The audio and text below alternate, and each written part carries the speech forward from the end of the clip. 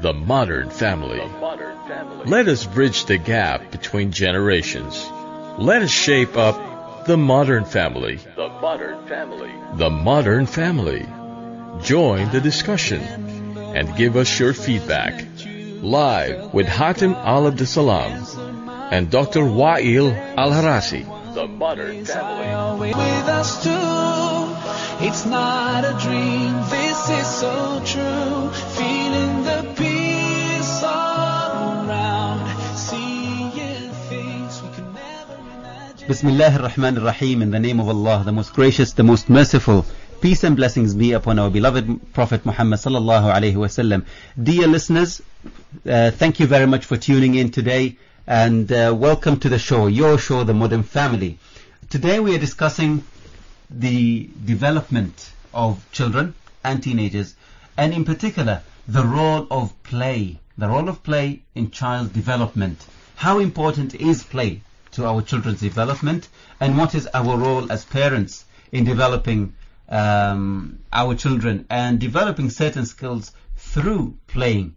There is, I think, Hatem, in our society, play is not considered as a way of development. Maybe some enlightened parents might consider it and might try and encourage children to play certain games to develop their certain skills. But in general, we are always told, go and study, do not play. Yeah, I think the main concept that most of the people have is that play is part of growing up, and as a child you're required to play, but they don't see the benefits of playing. I mean, they don't associate it with growing up, with your body structure, with your intellect, with your brain, with your muscles, with these are all together. Pass time. Yeah, it's always a way to pass time, or just to show how naughty you are, or mischievous you are. That's the impression. Sometimes in a lot of families. They say that you have excessive energy and you need to get it out, so go outside and play, and that's how you do it. But actually, this is it's a process in life where each and every child needs for them to develop to become a normal child. I used to hear that a lot from my father. Inta la'ab. You just play and play and play. And that's absolutely true. That's absolutely true. And I hope that it has sort of helped in any way to generate some skills. Anyway, dear listeners, this is today's topic: the role of play in children development. We would also like to hear from you, so you can call us on our number 24602058. That's 24602058. The lines are open throughout the show, so please call us and contribute with your thoughts or questions. We have another number, but Hatem is still waiting to really fine-tune the song. Okay? And we would like to welcome here our honorable guest, Dr. Amira Ar-Aidan, a psychiatrist in Al-Masarra Hospital, and much more than that. But we will allow her to introduce herself. So welcome, Dr. Amira. السلام عليكم ورحمة الله وبركاته. وعليكم السلام ورحمة الله وبركاته. مبارك عليكم شهر رمضان, and إن شاء الله it will be a peaceful month إن شاء الله. And it's already ما شاء الله we are fourth day. Yes. Time is running fast. يعني الله إن شاء الله allow us to stay till the end of the month إن شاء الله. Yeah, and sustain the good work in the month of Ramadan and after Ramadan إن شاء الله, which is very important. Inshallah. Yeah. So thank you. You've come a long way. Yeah, Al-Masarra Hospital. Al-Masarra Hospital. How are things over there?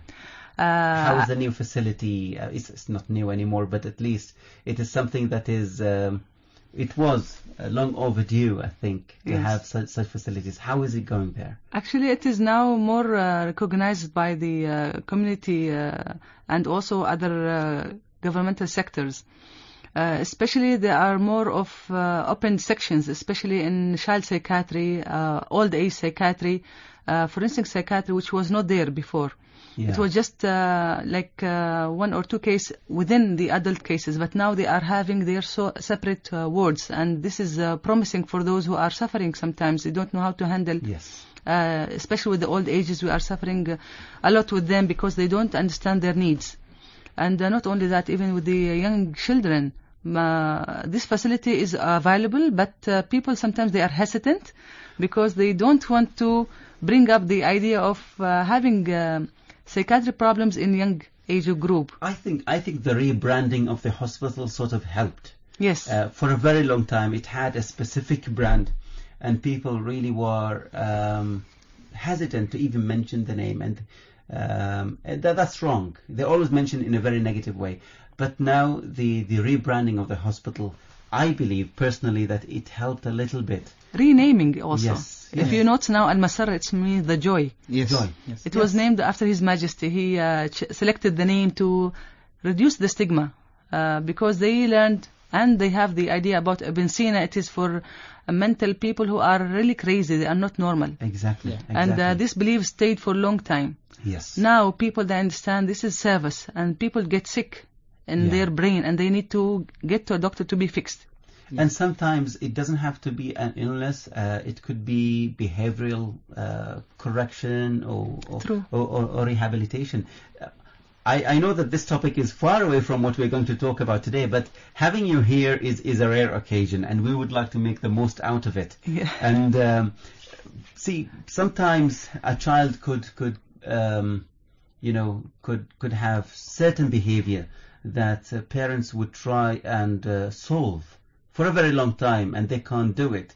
Once you say, take him to a psychiatrist or a psychological institution, there is a lot of rejection. Yeah, exactly. And resistance. Yeah. Yeah. My child is not crazy. I will never do that. What is the response to this? Since you mentioned it now, I think it is important to enlighten the parents and the caregivers in general that the change in behavior, it's different from having something in the brain. Yes. Yeah, so if you have a child, for example, having a problem with school performance, which is very simple and most commonly seen, don't just hesitate and say, I'm being invaded because my child is actually he's smart, but my neighbor or my family relative invade my son. Don't just go on with that belief. You can go to the hospital. We can do an IQ test. The IQ test, it will tell the capability of the child in terms of learning, in terms of communication, verbal communication, non-verbal communication, and this will help you to understand The special care. abilities of your and child. to provide special care. So this is to do with the child problem with the school performance. Other category, you might have very hyperactive children. Don't say it's normal. They are energetic. Yeah. Sometimes it's beyond the accepted level. Yeah. For example, to the extreme, they jump into the street or throw themselves from a wall.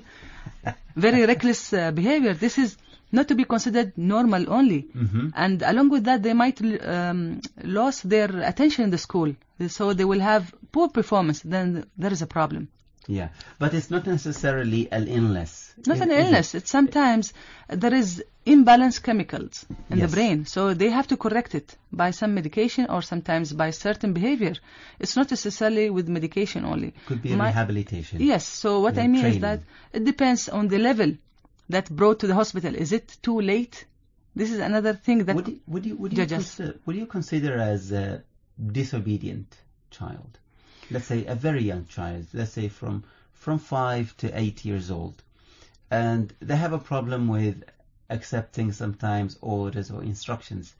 You tell them, do this, as soon as you turn away, they do the opposite. Or don't do this, as soon as you turn away, they've done it already, immediately. Yes. Is it something for a parent to worry about? Not to worry much. They have to worry about their communication skills with the children. It's not to do with the child problem. Actually, it's with the parents. So we need to accuse ourselves first of not find being out able to understand. Yeah, because they didn't come to the level of the child. So the child, he's trying to use new skills, which is disobeying, so that he will be listened and heard. So the parents, they will get exactly. I hate that. So this alerts the parents. By the way, if they don't do this, they will not catch your attention. So they have to do it so that why you are doing that? I told you to do the other way. So, Dad, you don't listen to me. You don't come to my level, or my mom. So the parents sometimes they have high expectation. according to their standards. They have to come to the world of the child. And normally the kids, when they get away with it the first time, then they will continue on doing it. Exactly. But if you stop it from the first day that they do it... Because they are frustrated. Yeah. They want the attention again, and you are not listening. I'm doing it again and again and again. And the parents, they say, I think you inherited this gene from your grandmother or your grandfather. And this is our beliefs. Yes. We have to come back to reality and find out, we do have a problem. We don't understand the child needs. And this is one of the ways to seek our attention. Putting ourselves in the shoes of children, because once upon a time we were children. Exactly. And I think it's important to do that. We have to sometimes talk to our self, because we have a small baby with us. We are grown up, right? But we started small. And we've forgotten it with time, because we just learned more skills and we try to be more efficient at work and to take more responsibility. And we forgot this tiny, gentle baby with us. And we have to come back to him. I'm in touch with my inner child. I think your baby is not small, while you have a huge problem. See, my wife will tell you that I have an inner child that I'm still so much attached Everyone to. Will have. Everyone actually. And this is why I think the parents, they are sometimes, at a time, if you put a toy or something, they will play with it. They regret back to their childhood. But we don't want to admit that we are human and we have to come back. Sometimes we only buy children some games or toys that we wanted in our childhood, and we buy it regardless whether they're interested in it or not. We just buy it. You must play with it. It's true, because you wished that time to have the opportunity to play with it. And you pretend of showing them how to play. And actually, in many functions, especially in team building functions in organizations, when adults are given the opportunity to play and enjoy themselves, you see wonders. You see people who are 40 and 50. They act wild, really. The inner baby inside them comes out, and you'll be really surprised. Actually, it's there. The creativity is there, but it was suppressed for a long time. It's not out. And this kind of play that we are talking about today, it's to engage that person back to the activities that amuse him and give him pleasure, and to be more of creative. Yeah. And this is how you sometimes say, I have people, they are very intelligent. Okay. Yeah. Just going back one step back on when we said that the stigma within society to go to a hospital, I think it would be a good idea, rather than isolate the especially children department into another department that is probably not called even a hospital. Center for Child Development. Yeah. Center for Child Development, and just include the services that you provide there, just shift it to here. And I think people would just run and come to it. Because rather than call it a hospital, a lot of people will be in denial that my child is not sick. Why should I take my child to a hospital? He's not sick. I love my child, and he's absolutely normal. I do agree with you. This is really an excellent idea, especially for those who are not having more of mental problem. It's more just with the behavior. So they have to be really separated from those who are having mental problem, because they need special attention, those with the mental problem. Yeah. And this kind of interaction, it will encourage the parents to be involved more with the service, especially in the rehabilitation service. Yeah, so Center for Child. I'm writing it down because we might even... introduce it or something. Well, not me. If I'm in charge, yes, I will introduce it. But maybe ask those who are responsible to even think about it. And first of all, we start with you, Dr. Amira. It's an idea. And if you think it's a good idea, why don't we implement it? Center for Child Development, people bring their children there who might have a concern or two about some behavioral problem.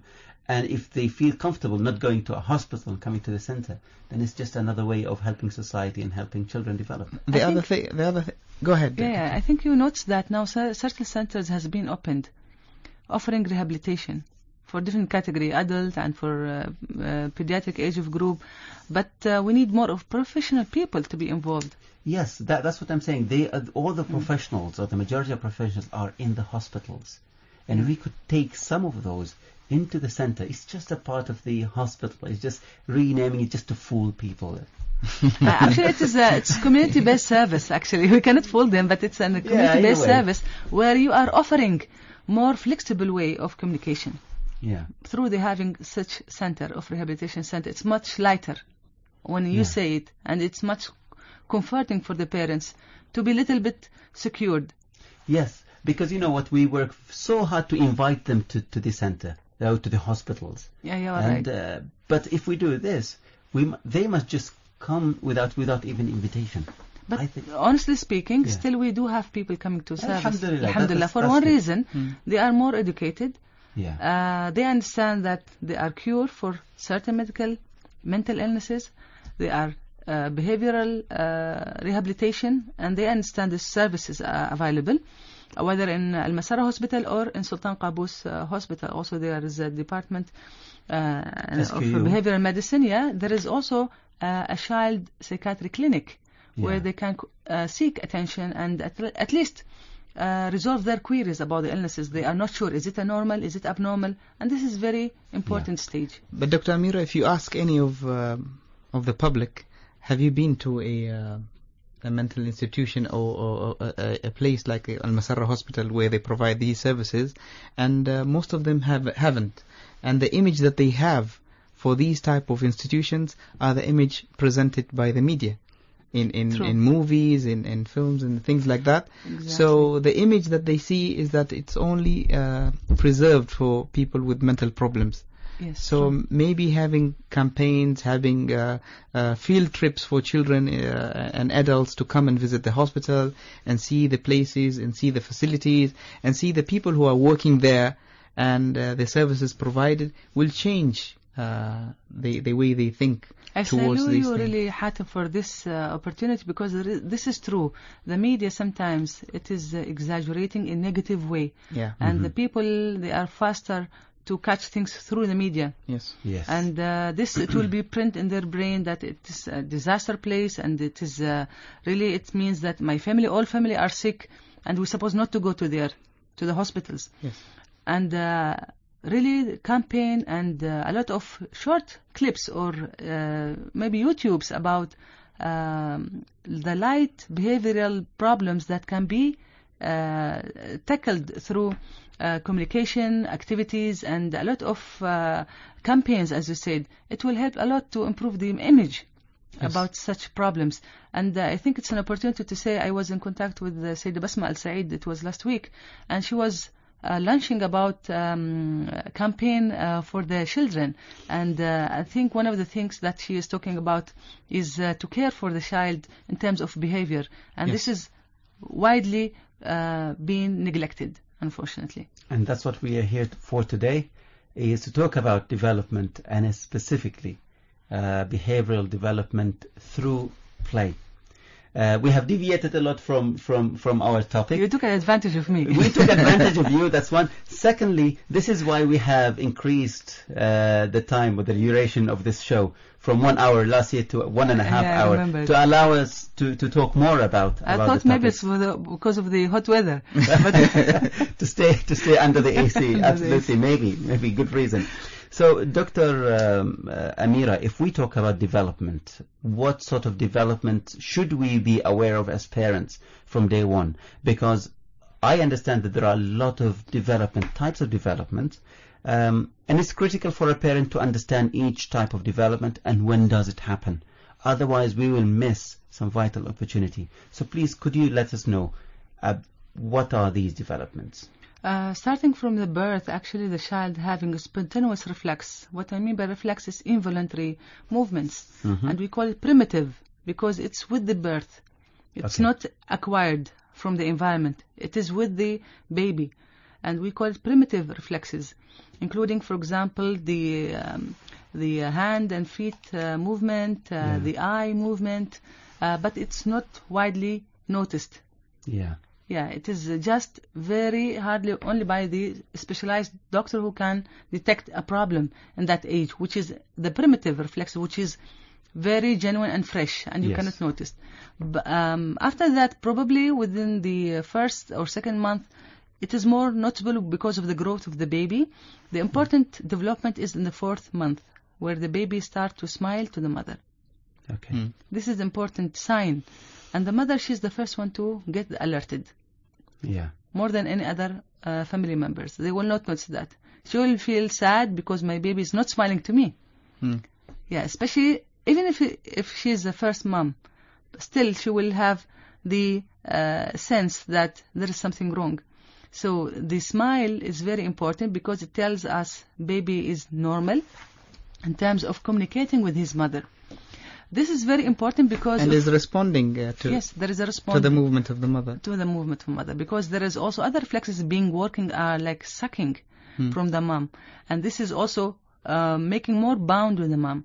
Yes. And this is why baby with the time develop this smile as thanking the mom Yes. for her care and being very So it's a gentle. sign of joy. Sign of joy and sign of bond. If the mom notices that the child is not having this smile, there is a problem. This can be a problem with the communication. And this is very alerting sign I want the audience to understand, because it might alert us to certain problems, especially to have a child with a mental problem having ingrowth of the brain, so that center of communication is not working well. Or maybe could be a sign for a widely seen problem is the autism. And this is where the child loses the communication. And where autism, the child has a problem with the muscles. Yes, and also they have problem with the communication. They lose the contact with the surrounding, the social communication, and this will be noticed later in life. But early, the mother smile is the sign. Within the 4 months. Within the 4 months. And the baby refusing the milk, refusing the hugs, and there is a problem. He is not accepting the communication. Okay. This is the sign that I can just alert audience about. Another thing is within the growth, like 4th, 5th month, the baby will start to crawl and start to headset, and this kind of development is normal with the growth. Important thing is in the age of 8 months, where they develop another skills, which is anxiety to the strangers. We can notice that if you have a small niece or nephew, or even parents like a dad or mother, they will notice that if any stranger come to the house, immediately the baby will cry. The baby will cry. Yeah. Will turn away. To turn away, just to say, I am afraid. Yes. This is not a familiar face, because they have certain captured images of the family members. What causes that fear? How could a child just be fearful of something without having a prior experience? Yeah, this is what we say, it's the development, because they have a captured memory of those close family members. The vision. Very, very common images. Common images. The baby fear. will capture mom, the brother, the sister in brain. Okay. And there is a new people which is not in the list. Okay. It is a normal reaction. He will have the fear. I have a problem here understanding fear with children, because if a child does not have a prior negative experience with that human being, why should it be, or should the baby be fearful This is an of instinct. that? Because sometimes they might see a snake, which is so dangerous, they have no prior experience with that animal, and they'll just go and touch it, and maybe fire, or anything that is different. Is the experience with human being different from other experiences? This is the exposure, to do with the exposure, because there is memory center which captured certain skills to be common for that age. And it might be not common for other things like snake or fire. So he will feel that it is okay. Until he experience it and get the pain and the hurt, he will register this is a danger. So you say, another danger. So you say that it is registering images and filing it in a particular filing cabinet in the brain. If you say so, in a particular area of the brain, and the animal is not associated or is not categorized. Probably it's not matured enough. Image. It's or maybe, not only image, even what we call cognitive or intellectual skills. It's not well developed, so it's premature, and he will not understand unless he is getting exposure with time. But exposure to human being is happening on a daily basis. That's why it's starting to categorize. Yeah, and even for the animals, sometimes it is if you notice some children, they are afraid even without touching. Yeah. So it depends on the selected memory with that baby. Okay. And we cannot just judge this baby of Hatim will behave like that, baby of Wa'il behave like that. But this is a general rule to do with the exposure of the baby to that experience. But I think at an early stage with our babies, most of the toys that we give them have to do with animals. So they are familiar with that image from the beginning. Sometimes, yeah, we told you that the vision is there, Yeah. but it's capturing, but it's not fully formed. With growth, it become more clear according to the exposure, more the exposure. Is it a dangerous? He will feel afraid. If it's something good, he will smile to it. So it depends on the comfort from the external factors like mom or for example, teddy bear, and she's putting it in hand and she's trying to comfort him that it's okay. So he will take secure from the caregiver. Okay. Regarding that stimuli that he's receiving, some children or babies, they might refuse although the comfort, because he have the instinct that this image is not recorded in my memory Database. Yeah. database. Okay. So this is very variable, but every memory is there. It is different from one baby to another. Mm-hmm. How developed is different. Okay. And this is making the variation in accepting of stimuli and whatever external factor. At this particular age, 4th month or 8th month, up to 1 year, there are a lot of toys that are targeting children. And parents would rush and go and buy. What is it that we need to look for to choose a good toy for the child? I know that people sometimes mention color. It's a good stimulant for children to have very colorful toys. Is it the only thing should we look for? Actually, or something else? Actually, for that time of age, actually they are attracted to the colors. The vision is more mature than other parameters like speech, like physical, the emotional. It will take time to grow. So the vision, it's the first thing to be attracted. So that's why they are prone more to go for colorful things, just to, make the child to be familiar with the things. Moving items, lights. Exactly. Is lights a good thing? Actually, it is strengthening, but not lights. to be very close light flashes on the face of the baby, because everything is very sensitive. Okay. And not just to underestimate this dangerous. It might explode, for example, or might, subhanallah, by mistake, it moves from place and hurt the baby. Yeah. It's not only the flash of the light. So they have put in mind the dangerous aspect of using such things.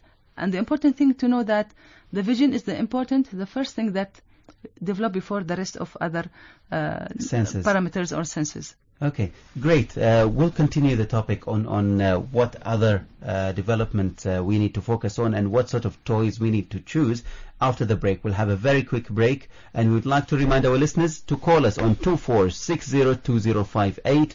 That's 24602058. And our second number is 246-94315. 246-94315. We'll see you after the break.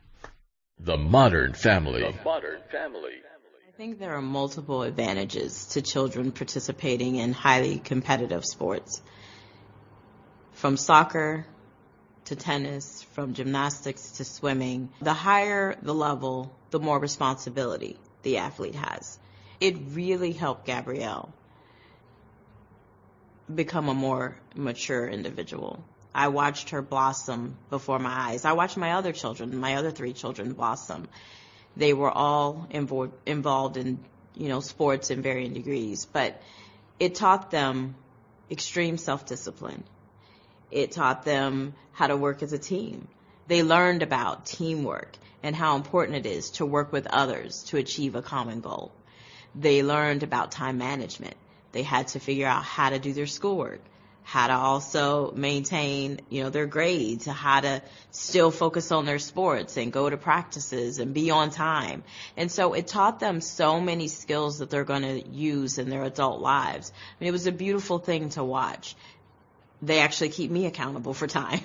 They're my timekeepers. Mom, we're running late. And if you're on time at your appointment at 11 o'clock, you're already late because you should have been there, 15 minutes before. So they have learned some beautiful lessons, and I think those lessons could have only been learned in the arena of sports, because there's so much that goes into the mindset of an athlete and that helps them to compete and that helps them to recognize the importance of their contribution to the team. And so I just really feel that elite sports has many positive aspects to it. The modern family. The modern family. Welcome back, dear listeners. Today's show is about the role of play in child development, and we have with us here Dr. Amira Al-Raidan from Al-Masarra Hospital, a psychiatrist. And please, if you would like to call us, the numbers are 246-02058, and the second number is 246-94315. We were talking, Dr. Amira, about toys for children, and certain toys stimulating certain senses, and you said that the first sense is vision. Sound, what about sound development? At what age does it? I think it comes with the concurrent, it's with the vision. Actually, all these senses are there with little delay in the degree of being more matured. Okay. These all senses are there, but vision number one, sound concurrent with it, parallel to it. And then we have the physical, the emotional comes very last. And this is why we are saying the play, not at the beginning. It is little when the baby is bit older, grown. Yeah. Yeah, because this sense of engagement and activities develop very late. When we say play, what do we mean play? What is play? Play, it is to engage in any activity for the sake of enjoyment or creation or amusement, as being for any one of us. What about the children? It's the same. So when they are engaged in any activity, it will give them pleasure, and also it will shape a lot of the premature senses, especially the emotional, the cognitive, which means the intellectual, the thinking, analyzing, physical, and bonding as well with bonding, the parents. Yeah, and this would refer us to the emotional stability. So these senses will be more shaped through the play. And the important thing that the parents, they have to bear in mind, not any toy or any game that they like to give it to that baby or child, because they have different age and they have to consider the growth of the child and also the safety of the baby in terms of playing with the stuff. If we say the play,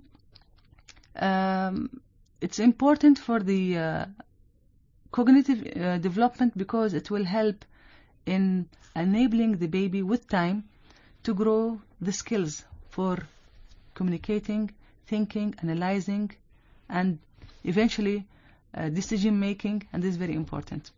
Emotionally, through the play, if they are solo play, like passive entertainment, it means the babies or the children alone, they will learn the skills of challenge, competition, and also they will learn the skills of decision maker and understand their priority in the game, and this is very important in terms of this skill. Another thing they will learn also about the emotional stability, especially in relation with themselves and the others, especially with the parents. And this comes us to the true play time. With the parents, they neglected a lot, unfortunately, with this time. So when we say play, it's playing. There are two categories here. One, playing with toys, the child with toys. We and can call it toys. passive entertainment, which is the child alone. And then there is the the child true play. with parents. Yeah, with the parents or other caregiver. He's not having his, for example, mom is dead or sick.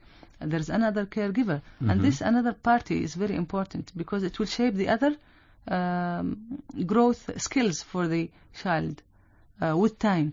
Yeah. Important thing that we most of the time forget is that we choose the games that we like to use. Yeah. And I think Hatem mentioned that earlier. For example, aggressive games like pulling the child, especially From the limbs. if they are like 3, 4, 5 months. Yeah. Or maybe Throwing them in the air. yeah, in the air, saying that, just kind of entertainment, which is not true. Actually, the ligaments, luckily, they are flexible and the bones are in the grow. Yeah. And we are losing For example, with risky behavior, this ligament, they might have a broken or ligament tear, and we create a problem with the baby, and they won't have a be problem. able to tell us. They don't talk, so they will cry. Yes. And we don't know the reason why the baby is crying. This is very important, Dr. Amira. We have a caller here. Assalamu alaikum. وعليكم السلام كيف الحال؟ Alhamdulillah. How are you? I'm fine Hatim, how are you? Alhamdulillah. This is Wa'il and Hatim here. Hatim, say hello. Assalamu alaikum. Yeah. وعليكم السلام, how are you? Fine, thank you. Fine, thank you. Alaikum Go ahead. salam, how are you? Fine, thank you. Fine, thank you, sister. Go ahead. Who's with us? Maryam Khalfan. Maryam Khalfan. How are you, Maryam? Congratulations for I'm the fine. commence Thank of the you. month of Ramadan. And It's really a very wonderful program. thank you very much, and welcome to the show. Thank you. About children and play and children. Yes. Based on my own experience with the children, Mm-hmm. play is really important for children to learn from their own experience. Okay. And from the experiences of others, especially when it comes to physical part of it. Mm-hmm. It improves the intellectual and the physical Abilities. development of a child. Yeah. For example, when it comes to the educational part, through play, when you use the signs and play to demonstrate something for a child, they understand and recall whatever you are teaching them. So, for example, when it comes to teaching them mathematics, Yeah. and you are talking of signs like more than, less than, you use the signs of your arms, the right hand indicating that is more than, and you are doing it in a playing mode, or even with the rhyming sound with whatever you are teaching them. Mm-hmm. It turns out to be a lasting learning experience for a child. So we could teach them very serious aspects of life and science using and being playful at the same time, and that, from your experience, you say that it enhances the learning experience and it just sticks with the child. Definitely it enhances their learning skills, and it remains, within their memories that they never forget whatever they learn. Yeah. And even when it comes to the physical development, like through sports, whatever they learn through challenging sports activities definitely has an impact on their development. Okay. Yeah. That's absolutely great. Thank you very much for your contribution with us, and please stay tuned and call us every day. We need callers who can share their experience. Thank you very much, Maryam. Thank you, Maryam. Thank you. Thank you. Assalamu alaikum. I would like to add one thing to Maryam, what she said. Not only the physical being well shaped, but also reduce the risk of comorbid problems in this time, which is obesity. And it's becoming a very epidemic with this revolution and technology, and especially the children, this is what I am telling you earlier, that the play become reduced. Yeah. The play becomes more digital. And we are losing these skills with time, because I think parents are working. Yeah, I think when we all of us, when we were younger, we used to play a lot outside. We spend very minimal time at home. Exactly. Maybe the only time we come at home is when it's dark. Exactly. It's time to go to bed. But most of the activities are outside, whether riding your bike or climbing trees or doing something. Exactly. And connecting with nature. Yeah. But nowadays it's all digital, and they're all couch potatoes. Hatim, there is something else. Maybe some people might think that this is, what does it have to do with child development? City planning, and the way we used to live in small cities and small suburbs, where all the houses were very, very close to each other. Children, it's very easy for them to get together, to get out of your doorstep and play in a small alley where it's all shaded, because of these houses are very close to each other. And then you had open grounds as well. Very, very rarely. I remember I grew up in Wadi Ali, for example. Yeah. And the playground were the little alleyways between the houses, and it's all shaded. Although it's hot, but because you have shaded area today, until recently, planning of our neighborhoods did not include any playgrounds whatsoever. and people would rather play in their own house or in an empty plot of land. They can't play for a very long time because of the heat. Sometimes parents would not allow children to play. Until recently, alhamdulillah, planning of our cities and modern suburbs and neighborhoods includes dedicated areas and playgrounds. And the good thing, these areas are located near the mosques. So people who are going to the mosque, they can see and observe the children playing. But one thing that I hope they could add some shade to encourage children to go out without feeling the heat. Mm-hmm. Otherwise, they would just sit inside, and they will lose the opportunity to develop a lot of skills. Yeah, true. So really the change of the housing and the architecture and the design of the lands become one of the factors to reduce the play skills with us, so that the parents are more cautious and they are afraid they shouldn't get hurted by cars, so they are very less going outside, prefer to stay with his PlayStation or with his iPad just to secure them from being hurted outside, unfortunately. I'd like to add to what you have said, Dr. Amira, regarding the structures of our homes. Nowadays, I think we should decrease the space inside the house and increase it outside. So if you have a plot of 600, don't utilize the whole land to build a huge house, Make a house that is enough for you, but you have enough space outside within your compound so that your children can play. Many homes nowadays, they don't have that compound. Yeah. The house is so huge and there is really not enough space for children to play, so they tend to play inside, which is not really healthy. Going outside, communicating with other children, with nature, playing with sand, and I don't think children are playing with sand anymore these days. Come and see my children. It's a taboo. So this is what we are saying. When we referring to the play to be as a solo for the children, they learn skills among each other at their level. And the other hand, play with the parents or adult caregiver is very important skill, because they will upgrade their skills again. And the parents, they have to be humble enough to come to their shoes and to try to understand what the children trying to say or trying to show. And this will very important skills in terms of emotional stability and maturing. So the child will understand that my mom or dad is paying attention to me. And really I have to be very grateful to spend the time with my father. And this really will bond the relationship on the with time when they are getting older. They will appreciate their parents. How does the concept of play, as you mentioned it, relate to the concept within our society of play and our parents? How do they compare? The concept changed a lot from our times, I think. We enjoyed a lot. We were very natural, and we were having enough time to explore our capabilities. Yes. And I think for us, we didn't have trouble when we joined colleges, because we had some skills to help us to be a leadership, to do kind of skills or decision making about what you want to do.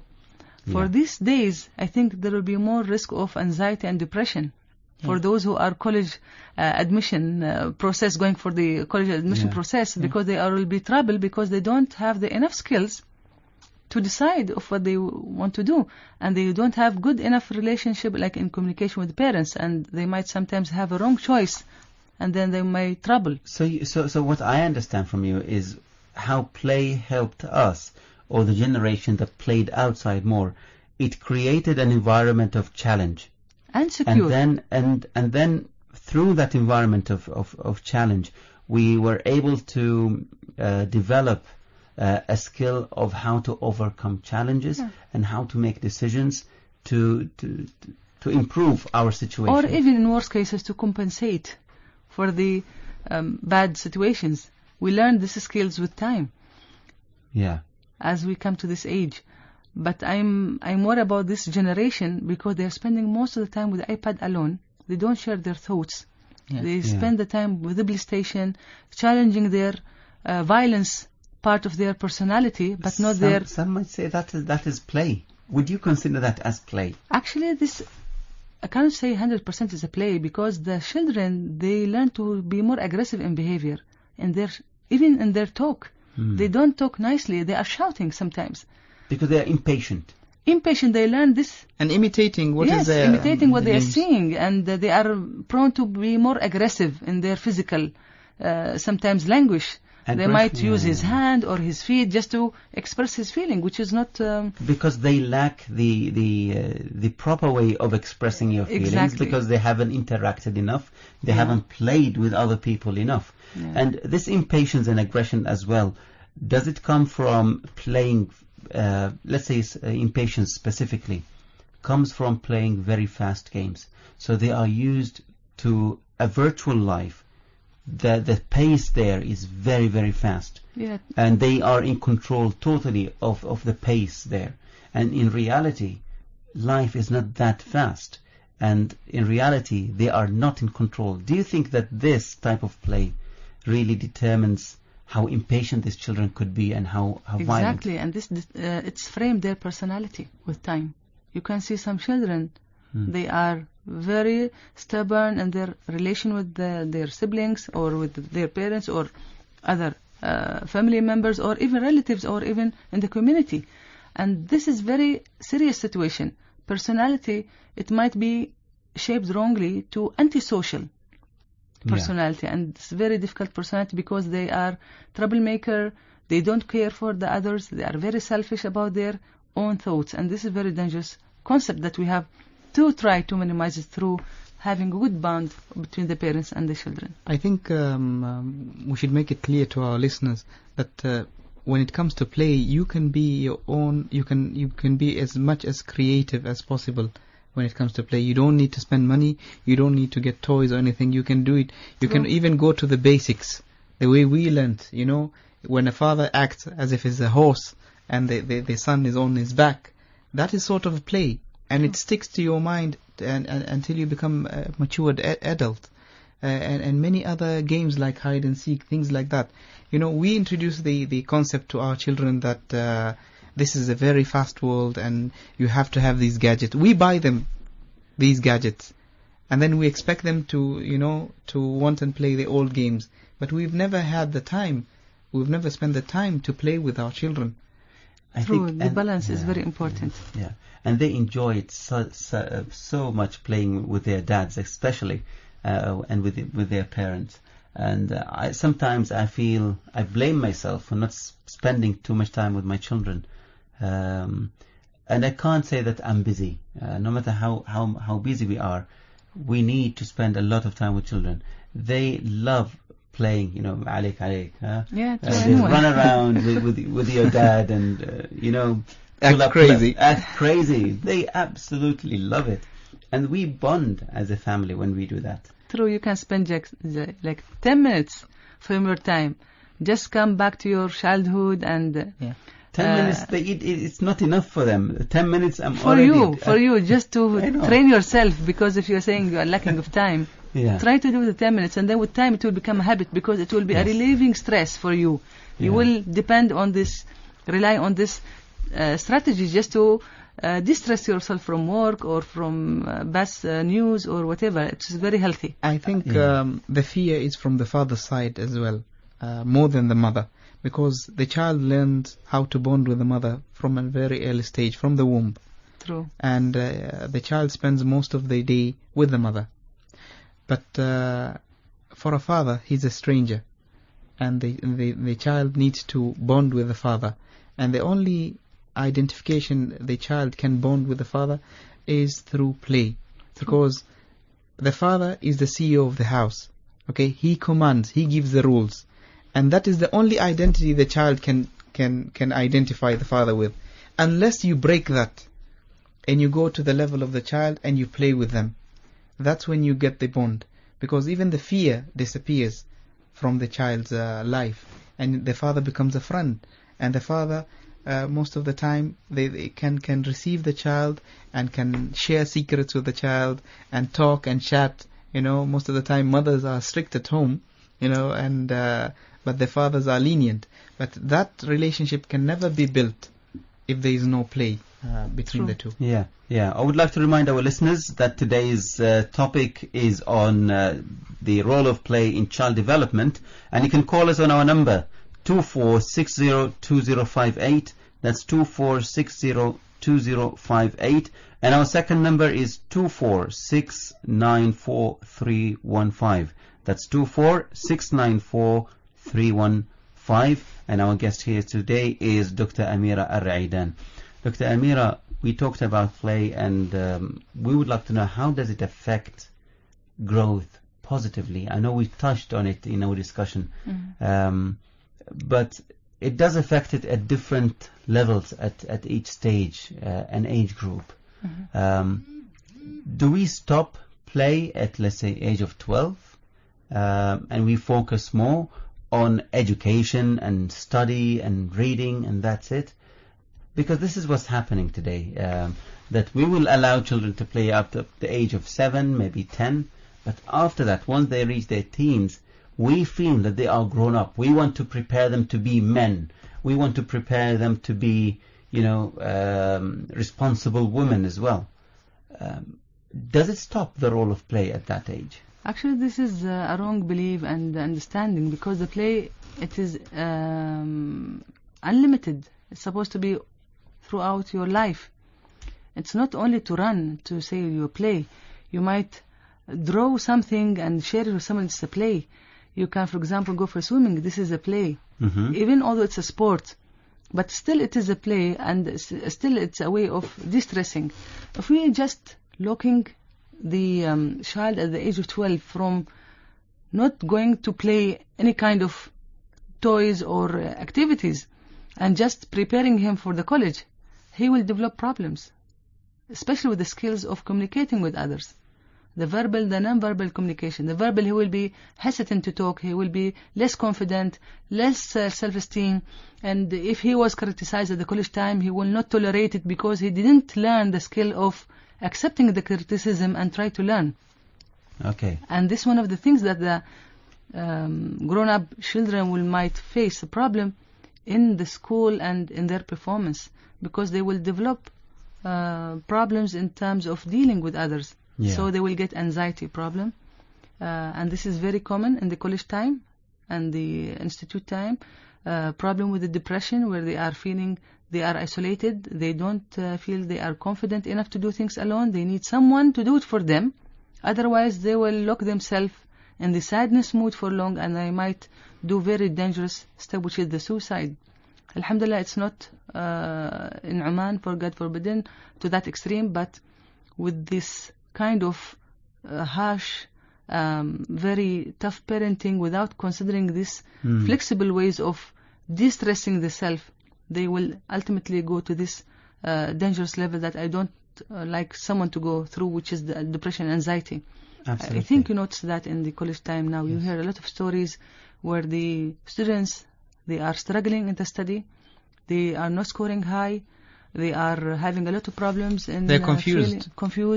Their academic performance is very poor, and they might quit the college. In other extreme, they might quit life.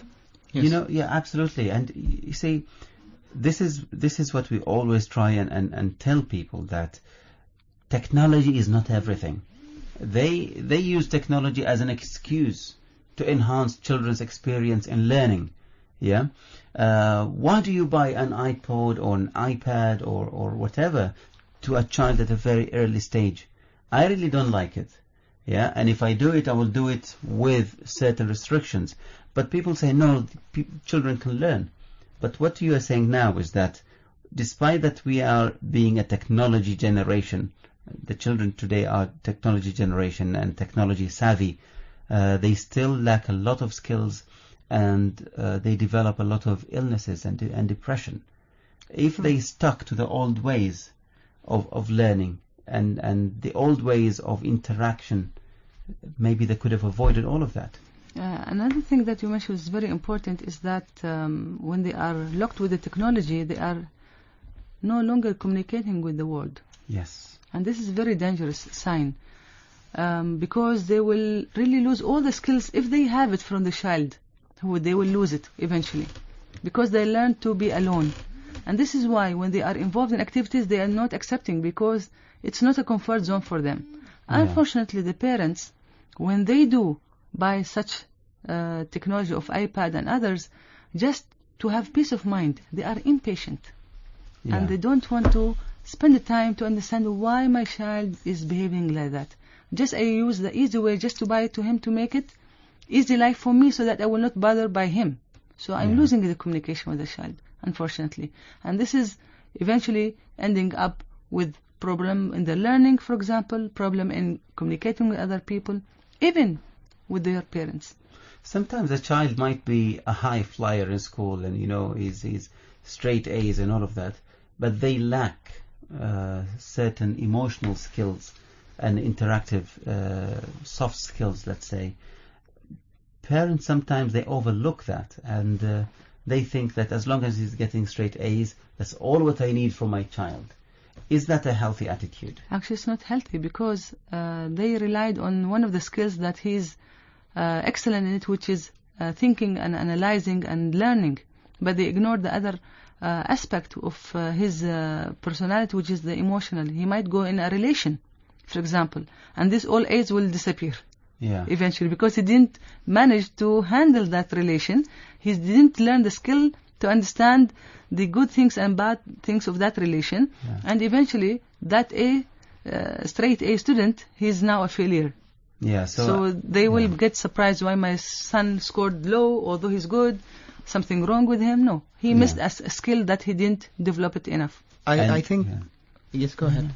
I think what's happening today in our community in the form of the diseases that we have, like blood pressure and diabetics, is all related to play also, because it's the culture of movement. When you don't start moving from the beginning as a child, you don't play outside, you don't have friends, you don't have that activity. And when you grow up to become an adult, sports doesn't become a big part of your life because you're not used to it. True. And when you don't do sports, even the minimum, you develop these problems, health problems.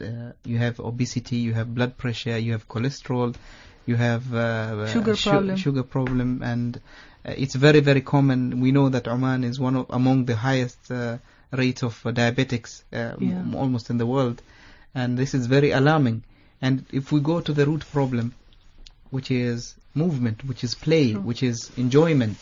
And I've seen some families, they introduced a very good system, is that once a month, all the parents meet up with the teenagers in that family and they rent out a football field and they go and just have fun. They have a match between the old and the young. And this develops the relationship between them, and it also teaches the parents that it's never too late to have fun. Even if you're 40, even if you're 50. We see people in China who are 60, 70, and 80 practicing Kung Fu, which is a very, very difficult type of sport. But when we reach to the age of 30 and 40, we have problems in our knees, we have bellies like mountains and all sorts of things. So I think the problem is with us, not with our children. And we should introduce these concepts to them by playing with them and become something normal. I don't know if you agree with me. Spot on, Hatim, spot on. I totally agree with you. And we'll take a very short break and we'll come back to that point again, inshallah. So, dear listeners, we'll see you after the break. We would like to remind you that the lines are open on two numbers. Our numbers are 24602058. That's 24602058. And the second number is 24694-315. 24694-315. See you after the break. The Modern Family. There are a lot of things happening in children's lives today that are interfering with their academic learning. And it's too bad that we live in a culture which is actually antagonistic to healthy brain development in many cases. And I do recommend this program called Brain Cleaning, which of course isn't really house cleaning the brain, but it's looking at everything that's going on in this child's life that might be impacting the way that they think, the way they pay attention, the way that they remember things. And there are several steps any parent can take. One is you check the child's physical health. We know that a healthy brain lives in a healthy body. The second thing we do is we look at what else is coming into that brain, such as television, media, too much in the way of video games. And the third thing we do is remember that above all, this child wants to be loved, needs to be supported, and we show them in every way we can how much we really care about them and their own individual talents. The Modern Family. Dear listeners, welcome back to the Modern Family. Our topic today is the role of play in children development. And with us here in the studio is Dr. Amira Al-Raidan. And Hatim, thank you very much for that point. You're spot on that. What we would like to discuss now is how does it affect children's relationship if we allow children to play with each other, with their cousins, with their brothers and sisters? How does play affect the relationship between them? Sometimes when they play, they tend to fight quite a lot. Is that a healthy phenomena to see children fight and come and complain back that see what they did, do we need to interfere or just allow them to play and solve their problems? And that would be one way of developing a skill through play. Yeah, this is a very important talk that we are talking today is about the importance of the play, not only among the children and the child alone or with his parents, but also among other siblings or other family members or even friends. Yeah. Because this kind of skill is to do with accepting others with their capabilities and their deficiencies. And this is why we are seeing sometimes, for example, child playing and then he come crying. There is another boy hated me because I couldn't defend. So what do the parent will do? Yeah. Immediately will jump to that boy and they will just punish them verbally or try to beat them. Don't beat my son. And this is a very passive way and it's not a healthy way. The parent, they have to observe from a distance what's going on if they are in the scene. If not, then try to talk to the son, for example, what was the situation? Not just to say why he beat you. The problem is that the people, the parents, they jump immediately to the conclusion without trying to understand what's going on. Maybe your son had a wrong behavior, you have to correct it that time. And he wouldn't tell you. Yeah, that part of the story is never mentioned. Exactly. Confidential. For example, he can give a scenario.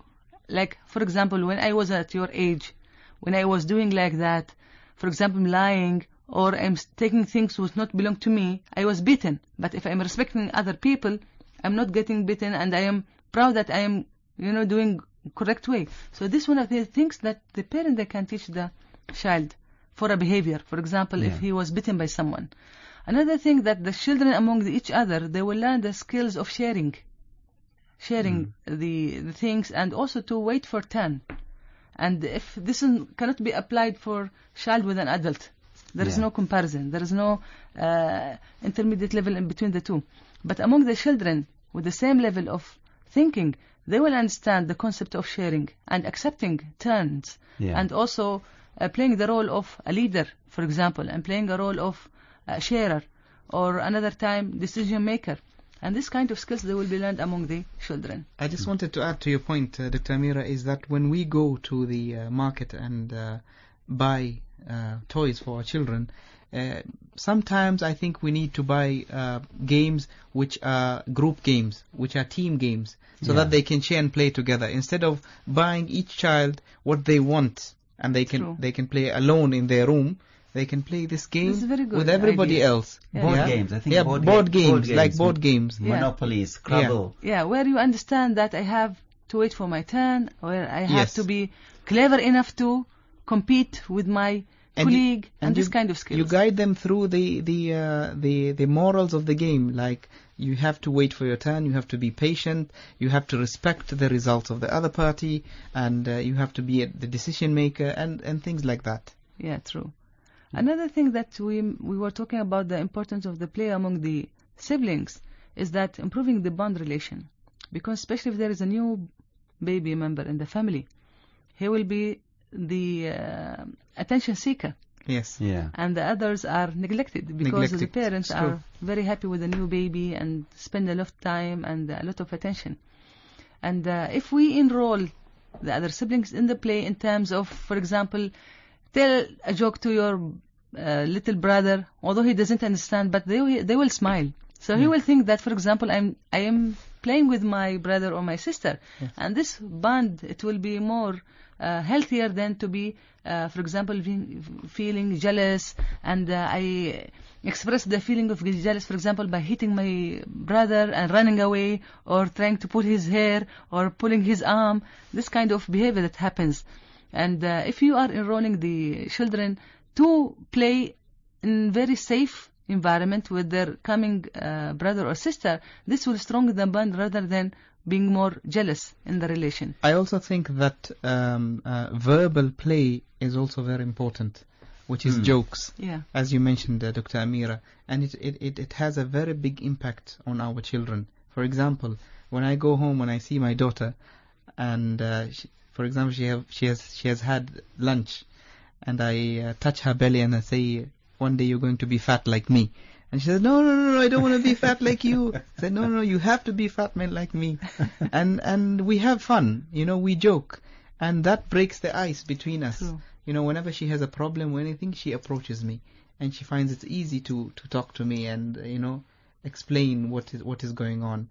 And whenever she has a problem, she comes to me and she said, do you promise not to be angry with me? I said, no, I can't be angry. You just tell me what's wrong. And she tells me True. This is the bond of through the play. Yeah, and the non-verbal. Yeah, I remember once I took my children, three boys. We went on a trip to Abu Dhabi, and then from Abu Dhabi we visited family there, and then we went to Dubai. And I told them, we are not taking any ladies with us. It's only us boys. Yeah, and they were it's a boy trip, and they were so happy with that we didn't take their mom. And until today they're requesting, can we go for another boy trip? Because all the way 5 hours driving, and we were just chatting about and just being boys and being silly. And I felt that we bonded quite a lot in that trip. And it's true, and they feel more comfortable because you come to their level of understanding, and they will feel more comfortable to share their thoughts with you. And I think they were shocked to see how silly their dad can be. Well, they should have asked me. I know. And this is part of really healthy development, because they will understand play. It has a lot of meaning. It's not only to do with the toys. It can play with the words, play with the signs, play with the body, facial expression, and they will take it with them for a long time, and every time we go the same route as a whole family, they tell their mother, this is what we did, and this is my dad did when we came here, this is what he did, this is what he said. And I allowed them to take movies, so I gave them a movie camera and said, you just film the whole journey. And they were taking turns filming the whole journey. And see what you did, you played with them in the car indirectly, you shared with them, and you gave responsibility for everyone, and they respect it a lot. And this is really the kind of bond and this kind of relation that we are encouraging the people to adopt, and not to be hesitant to do it. I think it's good. Sometimes some parents, and I hope not a lot of them, try to be authoritarian and not to lose the serious face in front of their children. Yeah, the problem that we have, the belief that a man must be very tough, not having good communication in terms of expressing his emotional feelings. You don't cry, you are not a girl. Yes. And this kind of beliefs comes through generation. And unfortunately, if you don't try to modify this view, we'll lose our children, because they will hide a lot of feelings, and they cannot express it either by, for example, illness, or, for example, difficult personality, where they can become aggressive, maybe thefting, or fighting with other people just for expressing and relieving their stress, unfortunately. And sometimes they would just express their feelings in front of anyone who they might feel comfortable with immediately, and sometimes that person could be someone who has bad intentions. True. Yeah, and in disguise behind the smiley face and the beautiful words. Yeah, So we need to be aware of that. Yeah, just remind me about one important thing, that the children now, we have an alert, the children, younger children, because they are reduced their free time play. They are more involved with technology and enclosing on self. Not only that, sharing things to give them joy, like afdal. Yeah. This is another thing that's going on now. Can you introduce the listeners who don't know what is afdal? What is afdal? Afdal, it's non-chewable tobacco. It is kept in between the lips and the gingiva. It is a temporary high stimulant. It's very temporary, but the children using it because I think they are lacking a lot of good relations with their parents or in the family, and they are emotionally suppressed, and they are trying to forget and run away through these substances. It's in the street, unfortunately. It's available and very cheap. Yes, it's cost 100 paisa, and this one of the things, not only technology. And afdal, which means it has a brand. That means it's being sold as a brand. It is sold as a brand. It's called the afzal or abzal or abzal. It has a lot of pronunciation, but it's the same. It's afdal. Unfortunately, this is another It's escape. a drug, yes. It is non-chewable. It's the door for the drugs, because there is a lot of manipulative people. They can put a lot of things inside it, and you don't know, and you become in trouble. Unfortunately, the children now, they are not escaping to technology only. They're going to this kind of mind relief substances that give them just temporary stimulant and joy. So unfortunately, this in itself is a very strong reason for parents to go with children and play and resort to playful behavior with their children rather than just focus on education and learning. Because we are having a lot of problems now with the children, especially bedwetting, where they are, for example, having nightmares, and actually it's not nightmares. Maybe they had a fight with their parents, or he remembered bad situation with his mom or dad, and he didn't know how to react to it. Other time, nail biting. This is another thing of the way to escape from the problems, and this is all signs to chewing the thumb, because they are lacking of, the bond with the mom and the parents. These all signs must be really taken in consideration. If we are just ignoring the very easy, cheap tool, which is play, we are ending up in these troubles. Yes, as you said, it's a very simple tool. I think today we have looked at the big picture on the whole cycle of play and what can resolve if you don't play with your children.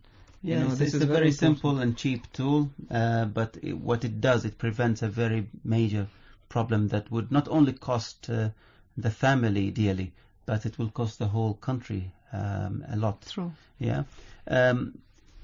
I have a question about siblings playing at different age groups and some of the things that might result from playing together.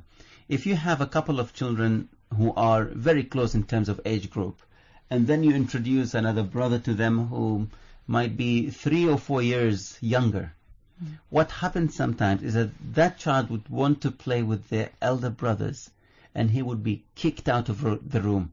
This is not your room, stay out. True. Yeah, and it happens all the time.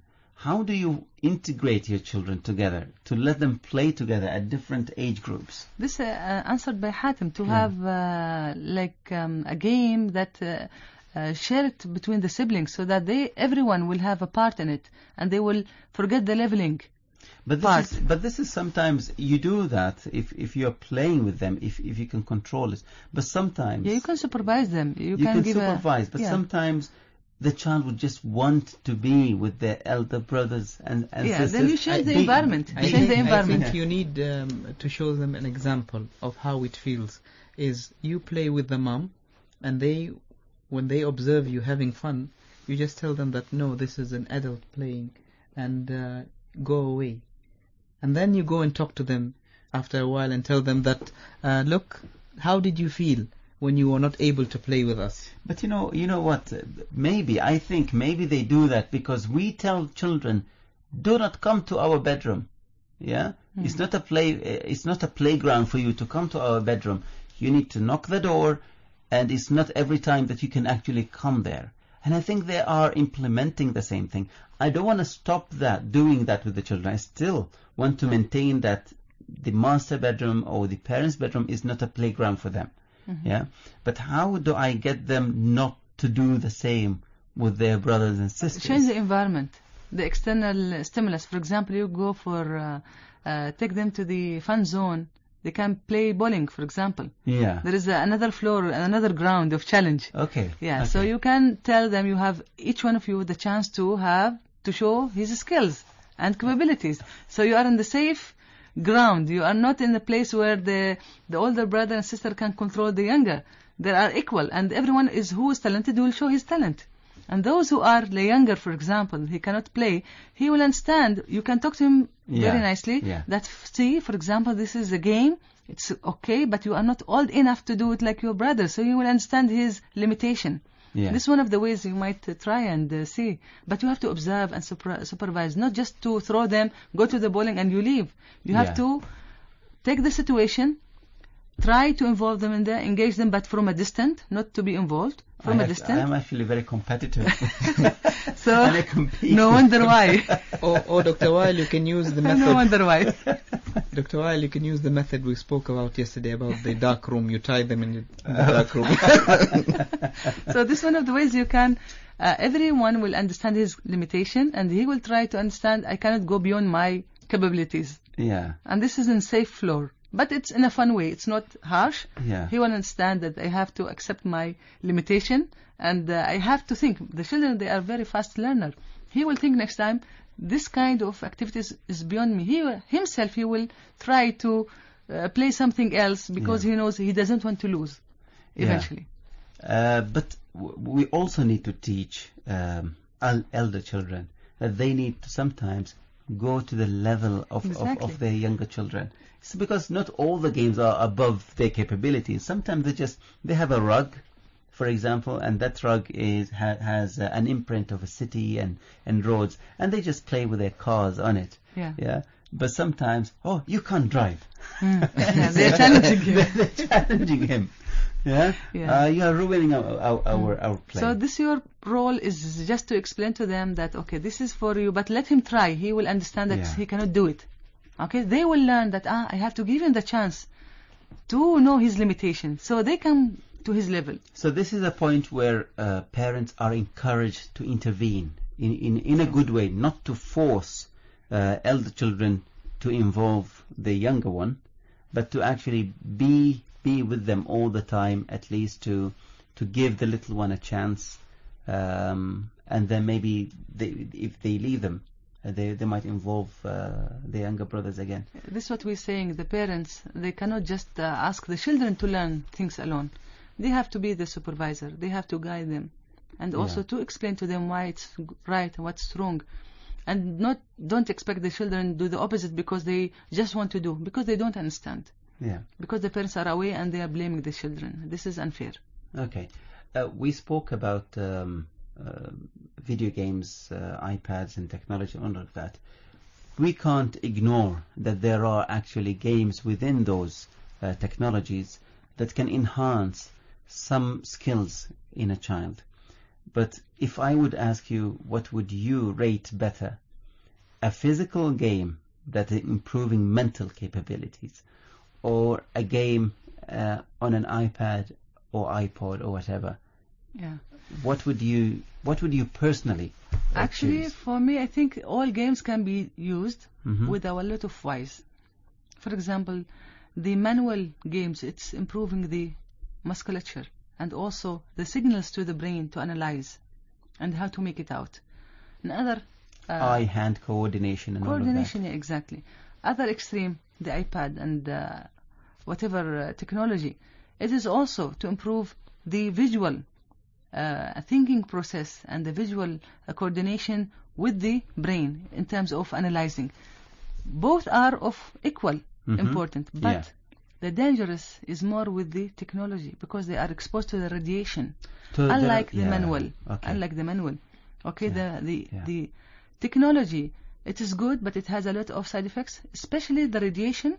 It has a lot of problems. The two main problems, the blindness. It can cause blindness with time on long term.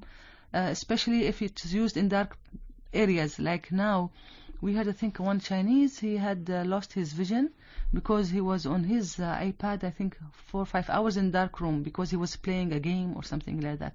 So it might come to a stage they might lose their vision. Okay. Other thing that might induce epilepsy. Epilepsy, it is flashing. Yeah, because of the flashing, it can cause imbalance in the electricity of the brain. Mm-hmm. And this is one of the other dangerous things. So everything has a benefit. Yeah. Back to nature is much safer because there is no need radiation. You use your hand. Rarely you ever have any side effects. Yeah. Exactly.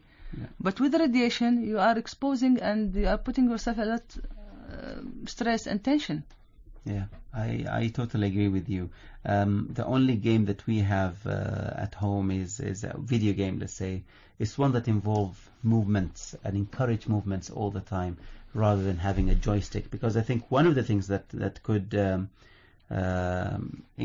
children incur is the arthritis, joint inflammation.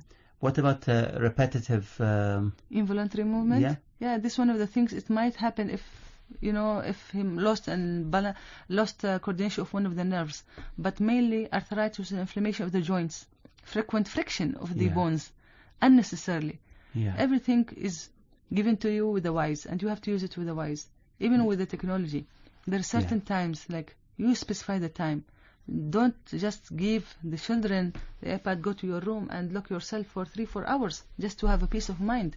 Yeah. To talk or chat or no travel. video games in the rooms. Make it in a public area. Preferably, yes. Under your vision. Specify a time. Give a time. You are allowed for 1 hour.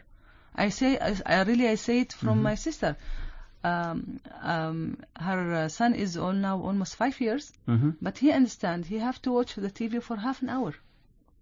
She trained him.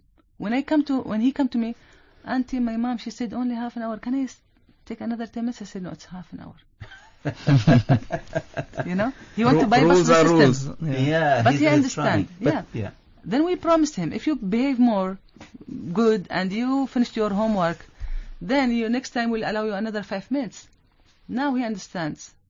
There is conditional, and there is enjoyment, and there is he can use whatever entertainment in wise way. This is the parents, their responsibility to spend time to do these things. Yeah. Not to allow technology to control the children. Of course.